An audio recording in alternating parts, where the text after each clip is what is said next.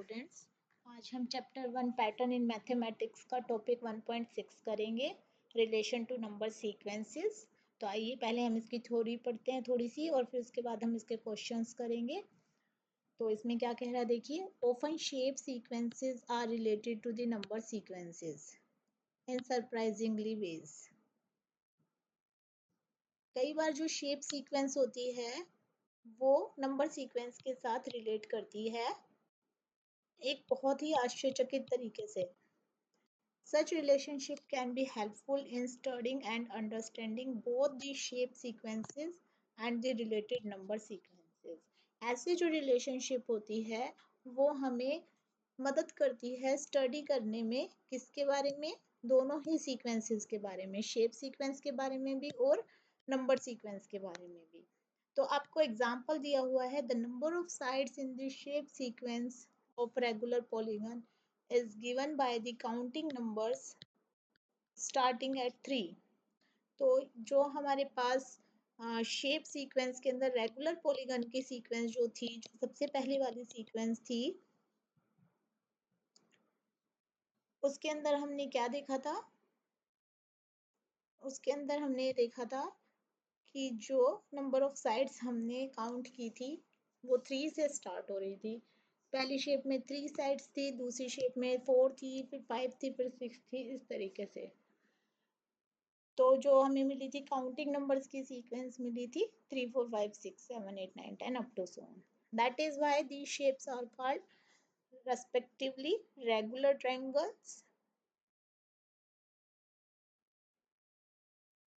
quadrilateral, pentagon, hexagon, heptagon, octagon, nonagon, decagon etc. respectively. इस वजह से जो है हमें रेगुलर शेप्स का नाम हमने क्या दिया था? जो 3 साइड वाली थी उसको हमने क्या बोला था? ट्रायंगल बोला था। 4 साइड वाली को क्वाड्रिलेटरल या स्क्वायर, इस तरीके से हमने इनके नाम दे दिए थे। The word regular refers to the fact that these shapes have equal length, sides and also equal angles. जो रेगुलर वर्ड हमने यूज किया है उसका मतलब क्या है कि इन शेप्स के अंदर जो लेंथ है वो सारी इक्वल है और जो एंगल होंगे वो भी इक्वल होंगे। That is the sides look the same and the corners also look the same. इसका मतलब ये है कि जो साइड है वो भी सेम दिखाई देगी और जो कॉर्नर्स होंगे वो भी सेम दिखाई देंगे। We will discuss angles in more depth in the next chapter. तो एंगल्स के बारे में तो हम अगले चैप्टर में पढ़ेंगे डीपली, और इस वाले चैप्टर में भी हम सीक्वेंस की बात कर रहे हैं तो वही पढ़ेंगे। The other shape sequences in table 3 also have beautiful relationship with number sequences. अभी मैंने पहले सीक्वेंस के बारे में बताया, रेगुलर पॉलीगन की सीक्वेंस जो है वो रिलेशन रखती है नंबर सीक्वेंस के साथ। इसी तरीके से जो हमने बाकी की सीक्वेंस पढ़ी थी वो भी नंबर सीक्वेंस के साथ रिलेशन रखती है। तो इसके बाद हमारे पास क्वेश्चंस आ जाते हैं। तो देखिए फर्स्ट क्वेश्चन क्या है? Count the number of sides in each shape in the sequence of regular polygons. जो हमने रेगुलर पॉलीगन की सीक्वेंस पढ़ी थी उसके अंदर हर शेप के अंदर आपको जो है नंबर ऑफ साइड्स काउंट करनी है। Which number sequence do you get? जब आप काउंट कर लेंगे तो आपको कौन सी नंबर सीक्वेंस मिलती है? What about the number of corners in each shape in the sequence of regular polygons? और रेगुलर पॉलीगन के हर शेप के अंदर नंबर ऑफ कॉर्नर के बारे में आप क्या कहेंगे? Do you get the same number sequence? क्या आपको जो साइड वाली से जो सीक्वेंस मिली थी क्या वही आपको कॉर्नर्स वाली सीक्वेंस मिलेगी? Can you explain why this happens? क्या आप बता सकते हैं कि ऐसा क्यों होता है? तो इस क्वेश्चन का आंसर मैंने लिख के रखा है आपके लिए। In the sequence of regular polygons, the number of sides is equal to the number of corners or vertices.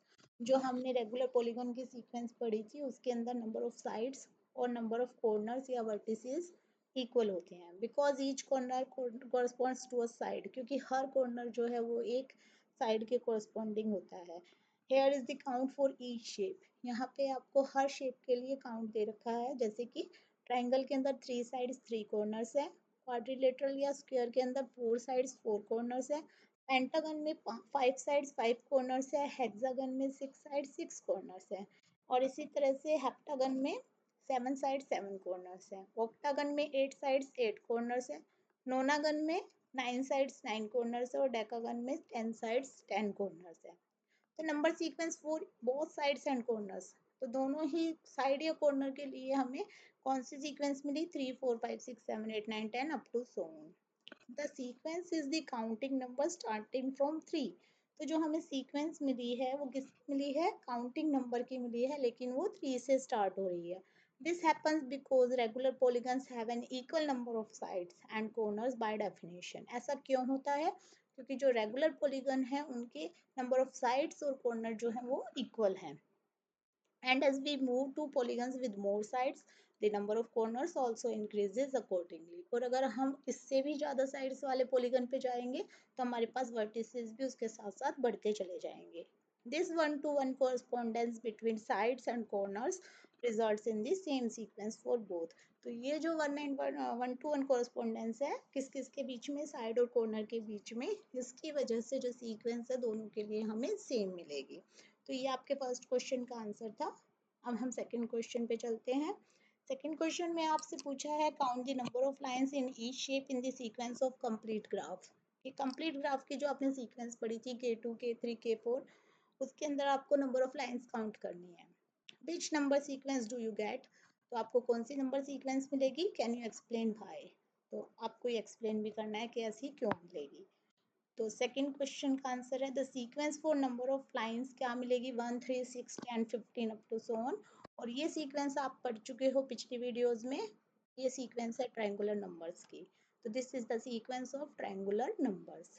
The number of lines increases as the number of vertices increases following this pattern. जैसे जैसे आप lines को बढ़ाओगे वैसे वैसे vertices भी बढ़ते चले जाएंगे। This happens because in a complete graph, every vertex is connected to every other vertex. ऐसा क्यों होता है, क्योंकि जो complete graph होता है उसके अंदर जो एक vertex होता है वो बाकी सभी vertices से connected होता है। तो जैसे जैसे vertices बढ़ेंगे number of lines भी बढ़ेगी, leading to progressively more lines as new vertices are added. तो ये आपके सेकंड क्वेश्चन का आंसर है। तो इस वीडियो में हम 2 ही क्वेश्चन कवर करेंगे, आगे के क्वेश्चन हम नेक्स्ट वीडियो में कवर करेंगे। तब तक